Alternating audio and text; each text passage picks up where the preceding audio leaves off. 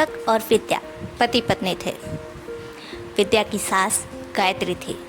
विद्या अपने ससुराल में रहती थी। वो बहुत खुश थी क्योंकि उसकी नई नई शादी हुई थी। शादी अरेंज मैरिज ही थी, लेकिन दीपक काफ़ी समझदार था, इसलिए विद्या को कोई भी तकलीफ नहीं हुई। विद्या की सास गायत्री ने घर की सारी चाबियाँ और अपनी सारी जिम्मेदारियाँ विद्या के हाथों में सौंप दी। दीपक अपनी माँ का बहुत ख्याल रखता था। वो अपनी माँ से बहुत प्यार करता था, अपनी माँ के आगे पीछे हमेशा रहता था। ये बात गायत्री को अच्छी लगती थी। गायत्री खुश थी कि उसका बेटा उसी के आगे पीछे घूमता रहे और किसी की तरफ न जाए।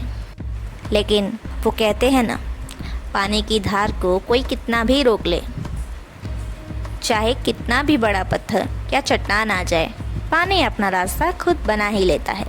ठीक उसी तरह अब दीपक का झुकाव भी उसकी पत्नी विद्या की तरफ होने लगा था। हाँ, गायत्री इस बात से खुश थी कि पति पत्नी के बीच प्यार है। लेकिन जब इस प्यार में दीपक विद्या की ओर जाने लगा और अपनी माँ से थोड़ा दूर रहने लगा, तब गायत्री को ये बात पसंद नहीं आई। वो बहुत ज़िद्दी थी। उसे जो चाहिए था उसे किसी भी कीमत पर चाहिए था। बस अब वो ये सोचने लगी कि वो अपने बेटे को अपने पास कैसे लाए। उसने अपने प्यार से अपने बेटे को हमेशा अपनी ओर लाने की कोशिश करना चालू किया। धीरे धीरे कभी कभी दीपक उसके पास आता भी था, पर फिर उसे विद्या की याद आ जाती थी। वो अपनी माँ से कुछ ना कुछ बहाना करके वहाँ से चला जाता था। माना कि ये नई नई शादी में पति पत्नी का नया अनुभव, नया प्यार था, पर गायत्री इससे जलने लगी। गायत्री को लगता था जैसे कि विद्या उसके बेटे को उससे दूर कर रही है। अब गायत्री भी यही करने लगी। वो अपने बेटे दीपक को विद्या से दूर करने के लिए सोचने लगी, तरह तरह के तरीके। फिर वो उन दोनों के बीच झगड़ा करवाने के तरीके सोचने लगी।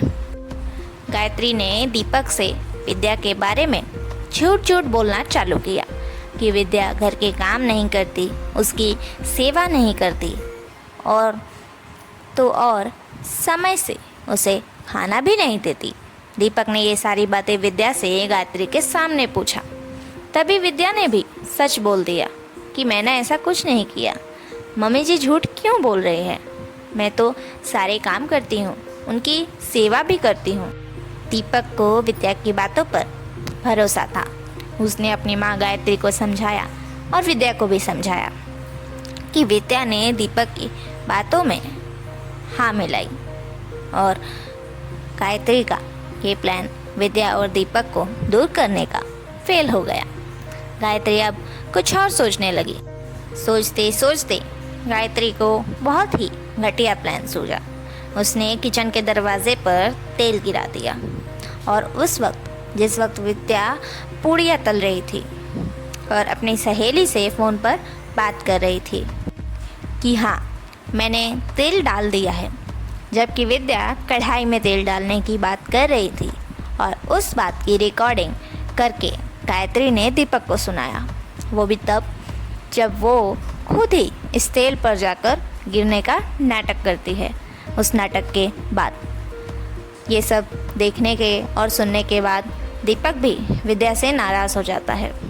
उसे विद्या पर बहुत भरोसा होता है और वो भरोसा टूट जाता है। ये देख गायत्री को बहुत खुशी मिलती है। जब रेस में खुद कोई जीत नहीं पाए तो दूसरों को हराने की कोशिश करने लगता है। गायत्री ने वही किया।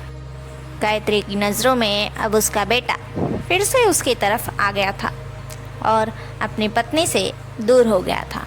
ये सोचने के बाद गायत्री दीपक के कमरे में जाती है। तभी वो दीपक और विद्या के हंसने की आवाज़ सुनती है। वो दोनों आपस में बातें कर रहे थे। उन दोनों की बातें सुनकर गायत्री अंदर गई।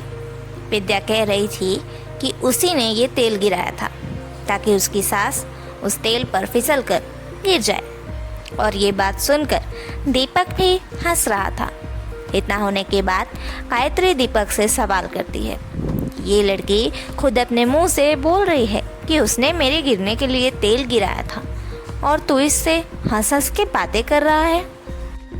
तभी दीपक ने जवाब दिया, माँ, बाहर वो विद्या के साथ मेरी लड़ाई होना और विद्या का फ़ोन पर उसकी सहेली के साथ ये बात करना कि वो कढ़ाई में तेल डाल रही है, ये सारी चीज़ हम दोनों ने प्लान की थी ताकि हम आपका असली चेहरा देख पाए। आप नहीं चाहती कि मैं विद्या के पास रहूं? आप हम दोनों को दूर क्यों करना चाहती हैं? वो तेल आप ही ने गिराया था ना माँ, विद्या को फंसाने के लिए। अब गायत्री को पता चल चुका था कि ये सारी चीज़ जो वो समझ रही थी कि वो कर रही है, दरअसल ये सब कुछ उसी के बेटे ने प्लान किया था, उसे आईना दिखाने के लिए। गायत्री बहुत बड़ी गलतफहमी में जी रही थी कि वो अपने बेटे बहू के बीच गलतफहमी ला रही है, पर ऐसा कुछ नहीं था।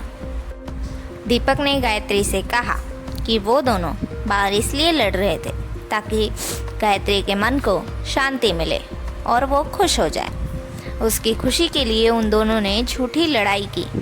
ये सब सुनने के बाद गायत्री को अपने हरकतों पर बहुत शर्मिंदगी हुई, बहुत पछतावा हुआ। वो अपने बेटे बहू से माफ़ी मांगती है और दीपक और विद्या उसे माफ़ कर देते हैं। तो इस कहानी से हमें ये सीख मिलती है कि रिश्तों में एक छोटी सी गलतफहमी रिश्तों को ख़त्म भी कर सकती है और थोड़ी सी समझदारी रिश्ते को बचा सकती है।